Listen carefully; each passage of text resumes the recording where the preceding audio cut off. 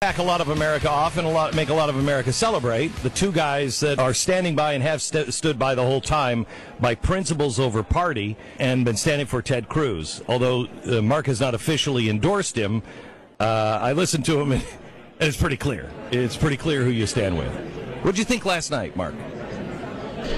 What did I think last night? I said to myself, why are they still debating? Do we learn a damn thing out of any of these debates? Seriously. Got all these problems in the country. And I think Megyn Kelly really does have a problem with this stuff. I think she went on way too long with the Trump University. I got all that. That stuff gets out there. But, you know, we got over $200 trillion in unfunded liabilities. Nobody's been asked about that yet. And we've got issues that really matter to the American people. Look, I understand these things are rough and tumble, but can we at least keep it above the belt rather than below the belt? It was really, I thought it was despicable last night. It was upsetting. Yeah, if you're watching, I remember watching these things with my parents. Yeah. And if I was watching that with my kids last night, I don't know what I would have said. On the opening volley of, I'm pretty well endowed. I mean, what do you say? The thing is this. Let us be honest. Trump has brought down the level of this discussion. Rubio's responding, which you would expect. You're fighting back against a bully. Mm-hmm. Somebody needs to cool it. And you would think the moderators might play that role, but the moderators don't play that role. No, the moderators they encourage it. Yeah, because they like the ratings. They like the ratings. It's a great show. And they don't give a damn about conservatism. And they're not thinking about the problems of the Republican having, like you and I talk about and you and I think about. So their agenda's different. But people need to remember, these debates are for us. They're not for the news channels. They're not even for the candidates. They are for us. We are supposed to see through these debates who has really the substance to be president of the United States, check their character, if they have the muster to be what we want. And they're making it very difficult. And, Glenn, I blame in part this Reince Priebus. I think he is a disaster. I've said his head he ought to be gone.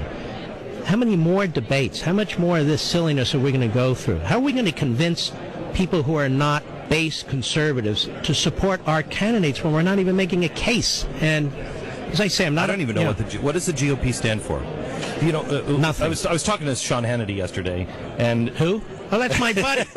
One of my best buddies. I know. He's right over there. Yeah. So Sean and I were talking off air and having the conversation, and he doesn't agree with me, but I think we're in 1860.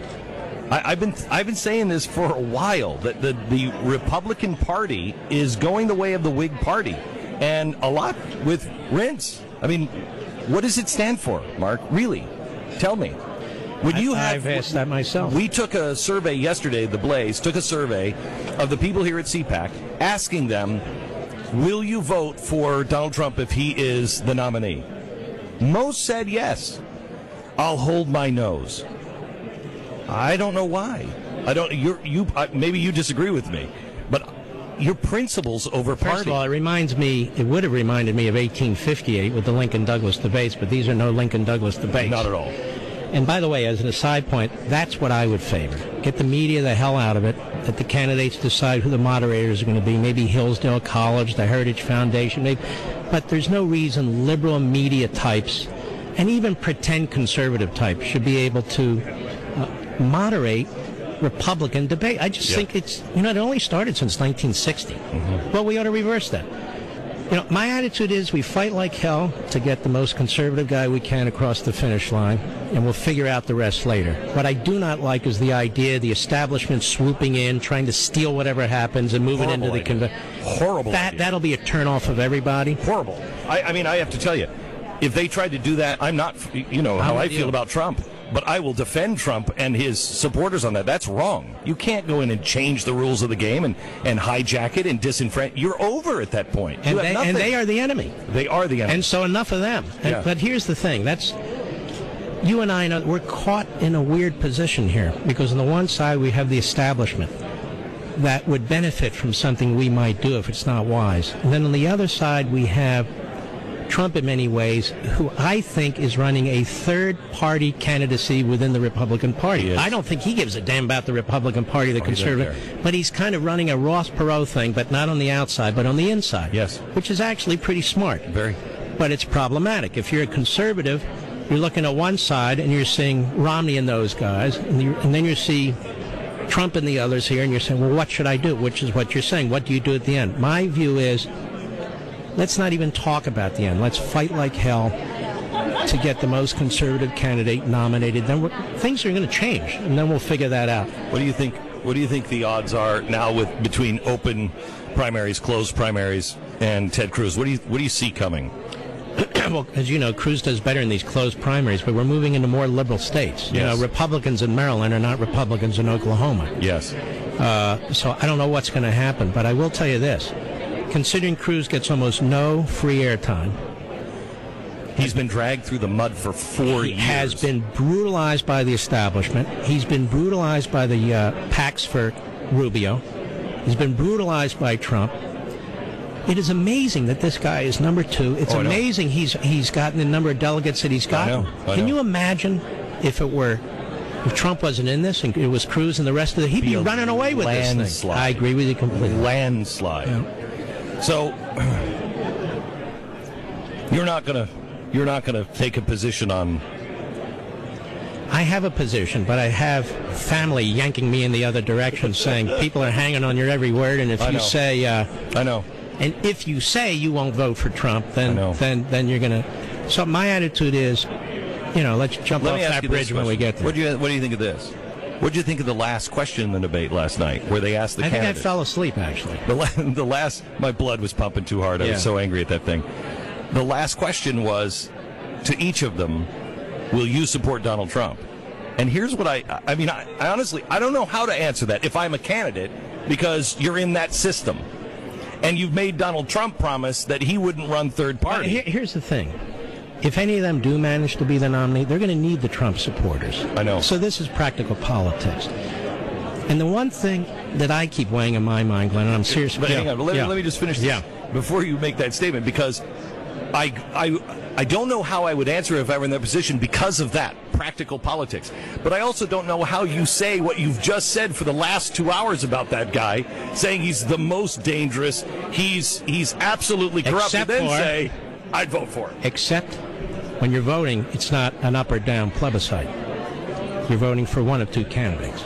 And so that's the decision you have to make. Right. Is Hillary Clinton everything we've said about her? Now, if she is everything we've said about her, do you do everything possible to stop her? Yes. But this is what you have to weigh. But were you disturbed last night by what he said about the military twice? Did you catch that? I guess not. What? He said twice about about his statement that he would kill families of terrorists, which is against international law. All right, but let me tell you something about that. Maybe he's inarticulate about this. My grandfather fought on Iwo Jima in Guam, and the Japanese were slaughtering our men. They would take them prisoner. They could hear our Marines being tortured. They were gutting them alive. And my grandfather told me after that, we didn't take any prisoners either. We killed them. And when you look what we did in World War II, we eliminated entire cities off the face of the map. Okay. There's a difference between. I understand that. Hold on, but I want to say this. I'm not clear what he means, but I know there's nothing wrong with waterboarding. We've done it like 3 times. Yeah, I agree. But I also think we need to do more. I don't know what it is. Right. I'd call my generals in, and I'd call in the CIA, and I'd say, what can I do? I'm going to untie the hands of our military. Right. If I'm president, I untie them. I agree with you 100%. Enough of this PC war. The objective of war is to kill them faster than they kill you, and kill them so fast and so brutally that you take their breath away, and they just say, I got to stop. So I get that. That's war. What he was specifically talking about was in fact, he said it, after 9/11, their families were dancing in the streets. I'm going to send my guys in and kill their families. Yeah, well, that's not going to happen. That's crazy. And I think what he's thinking is, you may remember a couple decades back, one of the Arab countries, they kidnapped, actually one of the back then terrorist groups kidnapped a Russian diplomat, and they were threatening, and they murdered him. So the Russians went in, they found the guy or a relative of the guy, and they castrated him. And they sent a message. This is what we will do when you kidnap our officials. And no more of their officials were kidnapped. Right. The Israelis, if a terrorist, Palestinian, often the same thing, kills an Israeli or so forth, or is caught in an act of terrorism, They blow up their homes. Not a problem. Okay.